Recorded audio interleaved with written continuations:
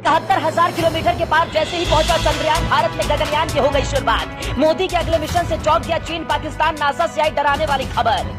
जैसे ही चांद पर कदम रखेगा चंद्रयान, भारत में शुरू हो जाएगा चांद पर लोगों को उतारने का प्लान। मोदी ने दे दिया वैज्ञानिकों को अब तक का सबसे बड़ा टास्क, जो आज तक पूरी दुनिया में नहीं हुआ, वो मोदी करके दिखाएंगे। चंद्रयान के बाद गगनयान, इसरो फिर रचेगा इतिहास। सर्विस मॉड्यूल प्रोपल्शन टेस्ट सफल। जहां अमेरिका चीन की नहीं हुई हिम्मत, वहां उतरेगा भारत का चंद्रयान। जैसे ही चंद्रयान 3 ने धरती के चौथी कक्षा में प्रवेश किया, तभी भारत में गगनयान को लेकर आई बहुत बड़ी खबर। हिंदुस्तान के मिशन मून को देख दुनिया हिल गई। जो आज तक दुनिया सोच भी नहीं पाई, वो भारत करके दिखाएगा। मोदी की ताकत देख दुनिया हैरत में पड़ जाएगी। मोदी ने सत्ता संभालते ही भारत को अंतरिक्ष में सबसे बड़ी शक्ति बनाने का जो सपना देखा था, वो आज धीरे धीरे पूरा हो रहा है। और आज नासा के बाद पूरी दुनिया इसरो का लोहा मान रही है। भारत की चंद्रयान 2 की असफलता पर जब दुनिया ने हिंदुस्तान का मजाक बनाया, जब मोदी के सेनापति की आंखों में आंसू आए, तभी मोदी ने तय कर लिया था कि एक दिन न सिर्फ चांद पर अपना लैंडर उतारेंगे, बल्कि भारत के लोगों को भी चांद की सैर कराएंगे। तभी से चंद्रयान 3 के साथ एक और मिशन तेजी से अपने कदम बढ़ा रहा था, वो है गगनयान। अंतरिक्ष में अपने पहले मानव मिशन गगनयान को लेकर भारत के वैज्ञानिक दिन रात जुटे हुए हैं। और खबर है कि मोदी भी अक्सर इसरो चीफ से फोन पर गगनयान को लेकर अपडेट देते रहते हैं। इस बार जैसे ही चंद्रयान 3 पृथ्वी की चौथी कक्षा में प्रवेश हुआ, तभी भारत ने गगनयान मिशन के सर्विस मॉड्यूल प्रोपल्शन सिस्टम यानी SMPS का सफलतापूर्वक परीक्षण कर लिया। SMPS गगनयान और मिशन मॉड्यूल की जरूरतों को पूरा करता है।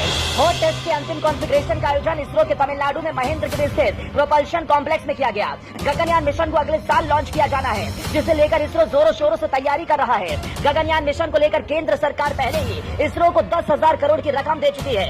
ये भारत का अंतरिक्ष में पहला मानव मिशन है। गंभीरता को देखते हुए इसे लेकर इसरो में बारीकी से परीक्षण किया जा रहा है।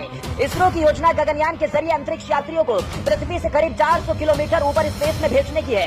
इस संबंध में भारतीय वायुसेना की मदद भी ली जा रही है। वायुसेना से अंतरिक्ष यात्री चुनने के लिए कहा गया।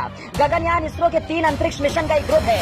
इसमें 2 अभियान मानव रहित, जबकि तीसरे में इंसान को भी अंतरिक्ष में भेजा जाता है।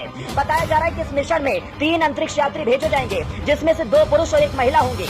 इसरो की योजना पृथ्वी के सबसे करीबी कक्षा यानी कि लोअर ऑर्बिट में इंसानों को भेजने की है। अगर गगनयान सफल रहा तो अमेरिका, रूस और चीन जैसे चुनिंदा देशों की फेहरिस्त में भारत शामिल हो जाएगा। तो वहीं दूसरी तरफ भारत का चंद्रयान 3 लगातार आगे बढ़ रहा है और भारत की वैज्ञानिकों की मेहनत को सफल बना रहा है। चंद्रयान 3 को इसरो ऐसी जगह उतारेगा जहां आज तक किसी भी देश ने लैंडिंग की कोशिश तक नहीं की, न ही हिम्मत हुई। वैसे दुनिया में 11 देश है जिन्होंने अपने मून मिशन भेजे। अगर भारत का ये मिशन सफल होता है तो दक्षिणी ध्रुव के पास लैंडर उतारने वाला पहला देश भारत बन जाएगा।